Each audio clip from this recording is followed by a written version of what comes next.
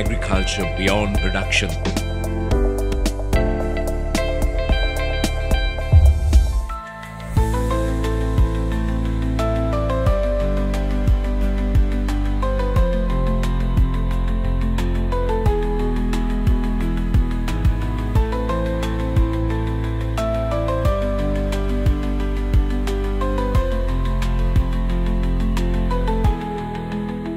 எமது விவசாய திணைக்களம் பல பெண் தொழில் முனைவோர்களை உருவாக்கியுள்ளது.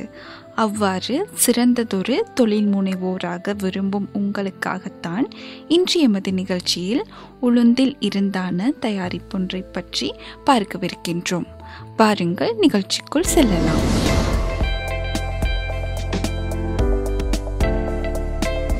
விவசாய அமைச்சு மற்றும் விவசாய திணைக்களம் என்பன இணைந்து 13 பயிர்களில் உற்பத்தியின் அளவையும் தரத்தையும் விருத்தி செய்யும் வேலை திட்டம் ஒன்றை நடாத்தி வருகின்றது. அந்த 13 பயிர்களில் உளுந்தும் ஒன்றாகும். உளுந்து என்றால் எமக்கு முதலில் நினைவுக்கு வருவது பப்படம்தான். எனினும் உளுந்திலிருந்து தயாரிக்கக்கூடிய பல்வேறு சுவையான உணவு வகைகள் காணப்படுகின்றது. நாம் உளுந்திலிருந்து தோசை, வடை போன்ற உணவுப் பொருட்களையும் தயாரிக்க முடியும். இவ்வாறான உணவுப் பொருட்களை பிரபல்யப்படுத்துவதே எமது நோக்கமாக அமைகின்றது.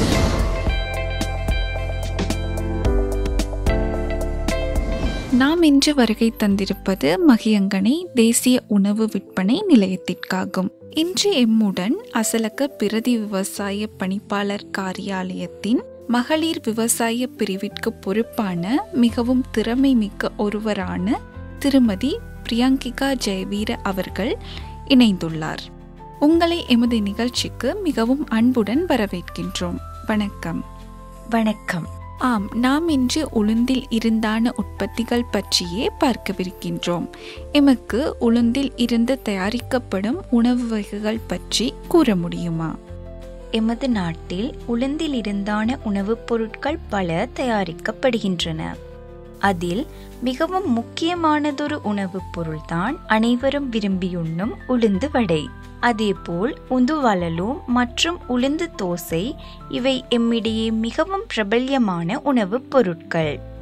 மேலும் நாம் உளுந்திலிருந்து மிகவும் சுவையான கஞ்சொன்றையும் தயாரிக்க முடியும். அதேபோல் இன்று நாம் யாழ்ப்பாணத்தில் மிகவும் பிரபல்யமான உளுந்திலிருந்து தயாரிக்கப்படும் உளுந்து வடை, தட்டை வடை என்ற உணவுப் பொருட்களையே தயாரிக்கவிருக்கின்றோம். இது போன்ற பல சுவையான உணவுப் பொருட்களை நாம் உளுந்திலிருந்து தயாரித்துக் கொள்ளலாம்.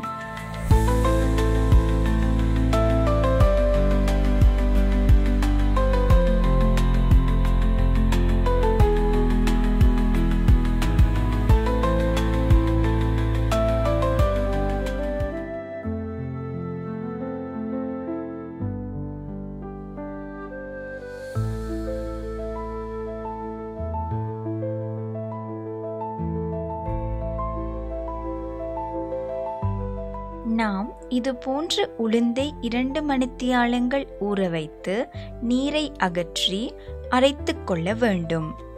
உளுந்துடன் சேர்த்து இந்த காய்ந்த மிளகாயையும் நன்றாக அரைத்து கொள்ள வேண்டும். இவ்வாறு நாம் 2 மணித்தியாலங்கள் ஊற வைத்த உளுந்தை இது போன்ற நீரை அகற்றி அரைக்கும் இயந்திரத்தினுள் இட்டுக்கொள்ள வேண்டும். நான் இந்த உணவை உளுந்து மாத்திரமே கொண்டு செய்வதால் அதிக நீர்த்தன்மையாக அரைக்க கூடாது. அவ்வாறு நீர்த்தன்மை கூடிவிட்டால் எமக்கு இந்த வடையை முறையாக செய்ய முடியாது. ஒருவேளை நீர்த்தன்மை கூடிவிட்டால் நாம் சிறிதளவு அரிசி மாவை சேர்த்து கொள்ள முடியும். எனினும் நாம் முடிந்தளவு நீரை குறைத்து அரைப்பதே சிறந்தது. நாம் உளுந்தை இட்டு இது போன்ற வெங்காயம் சிறிதளவையும் இட வேண்டும்.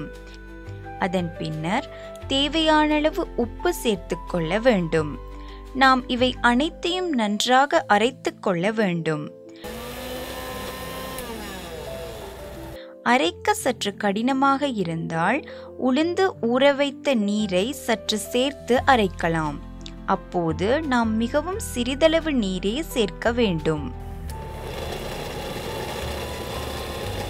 இது போன்ற பதத்தில் நாம் கலவையை அரைத்துக் கொள்ள வேண்டும்.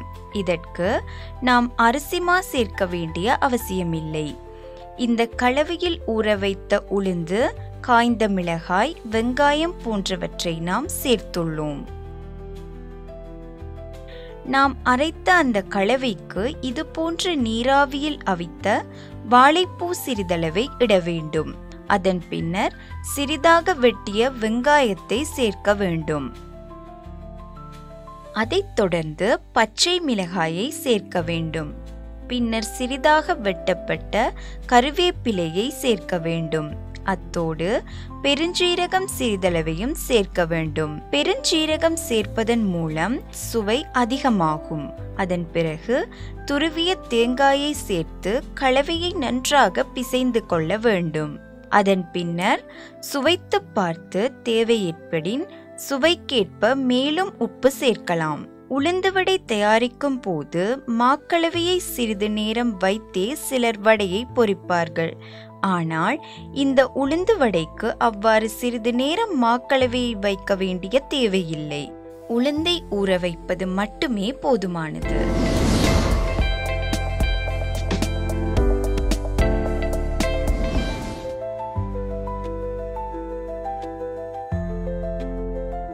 நாம் கைகளை முதலில் நன்றாக கழுவி சுத்தப்படுத்திக் கொள்ள வேண்டும்.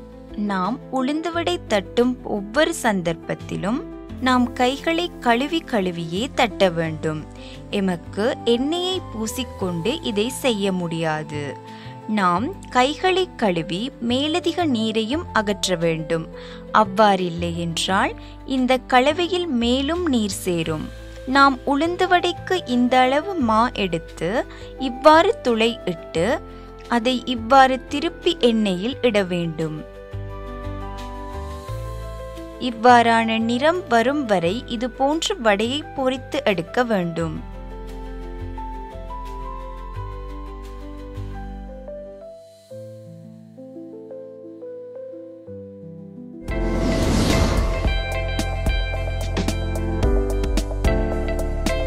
நாம் இப்பொழுது இந்த உளுந்து வடைக்கு மிகவும் போசனை மற்றும் சுவைமிக்க சம்பல் ஒன்றையே தயாரிக்கப் போகின்றோம். நாம் அதை எவ்வாறு தயாரிப்பது என கேட்டு தெரிந்து கொள்வோம். முதலில் இது போன்ற தேவையான பொருட்களை எடுத்துக்கொள்ள வேண்டும். இந்த பொருட்களை ஒவ்வொன்றாக நாம் அரைத்து கொள்ள வேண்டும். முதலாவதாக பச்சை மிளகாயை இட்டு அதனுடன் சிறிய வெங்காயத்தையும் இட்டு இவை இரண்டையும் நாம் முதலாவதாக நன்றாக அரைத்து கொள்ள வேண்டும். நீங்கள் இதை அம்மியில் வைத்து அரைப்பதும் சிறப்பாக காணப்படும்.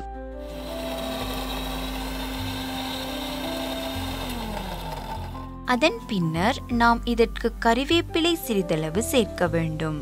கறிவேப்பிலை சேர்ப்பதன் மூலம் இதன் போசனையை மேலும் அதிகரிக்க முடியும்.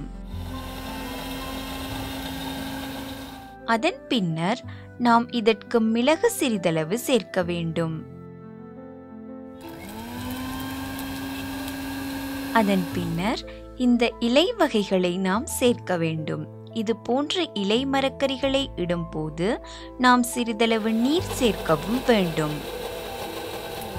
கலவையை அரைத்த பின்னர் நாம் அதற்கு சீரகம் சிறிதளவை இட வேண்டும். இதன் மூலம் நாம் சுவையை மேலும் அதிகரித்துக் கொள்ள முடியும்.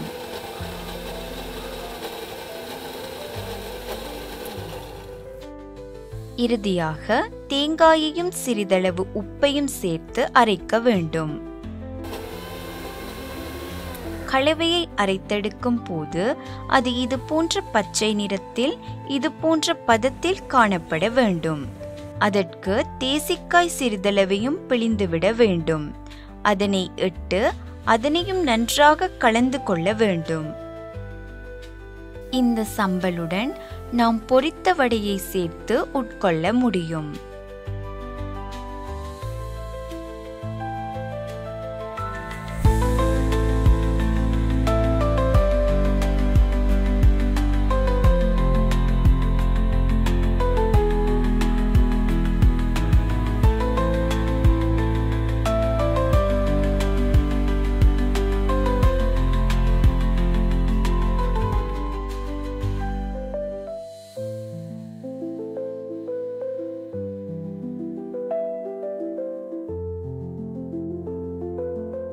நாம் முதலாவதாக ஊற வைத்த உளுந்தை இவ்வாறு பாத்திரத்தில் இட்டு மசித்துக் கொள்ள வேண்டும். மசிக்கும் போது நாம் உப்பு சிறிதளவையும் சேர்த்து கொள்ள வேண்டும். கைகளால் இதை மசித்துக் கொள்ள வேண்டும். மசித்துக் கொண்ட உளுந்திற்கு நாம் பெருஞ்சீரகம், கறிவேப்பிலை, சிறிதளவு மிளகாய்த்தூள், அரிசிமா போன்றவற்றை இட்டு சரியான பதம் வரும் வரை கலந்து கொள்ள வேண்டும்.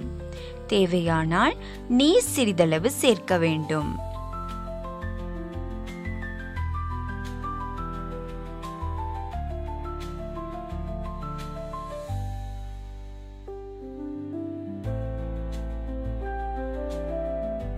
நாம் கைகளால் இது போன்று நன்றாக கலந்து கலவையை தயாரித்த பின்னர் இது போன்ற ஷீட் ஒன்றை எடுத்து அதில் தட்டி எடுக்க வேண்டும். முதலில் ஷீட்டில் எண்ணெய் பூசிக்கொள்ள வேண்டும். இல்லாவிட்டால் கலவை ஷீட்டில் ஒட்டிக்கொள்ளும்.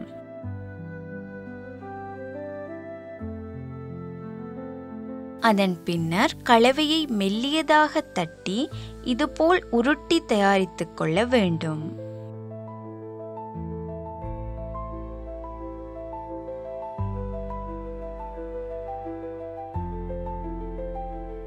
கலவையின் தடிப்பு சீரானதாக வரும் வரை நாம் உருட்டி எடுக்க வேண்டும். அதன் பின்னர் இவ்வாறான அச்சை எடுத்து இது போன்று வெட்டி கொள்ள வேண்டும்.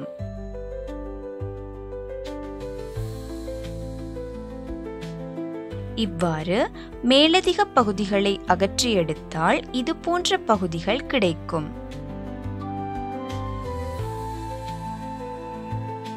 இவ்வாறு அழகாக வெட்டியெடுத்த துண்டுகளை சூடாக்கிய எண்ணெயில் இட்டு இது போன்ற நிறம் வரும் வரை நாம் பொரித்து எடுக்க வேண்டும். இவ்வாறு தான் நாம் இந்த தட்டை வடையை தயாரிக்க வேண்டும்.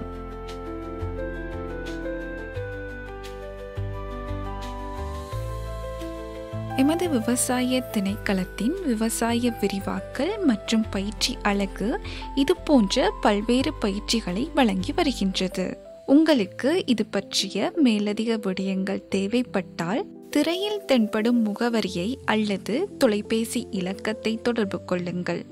மீண்டும் அடுத்த வாரம் இது போன்ற பயனுள்ளதொரு நிகழ்ச்சியில் சந்திப்போம்.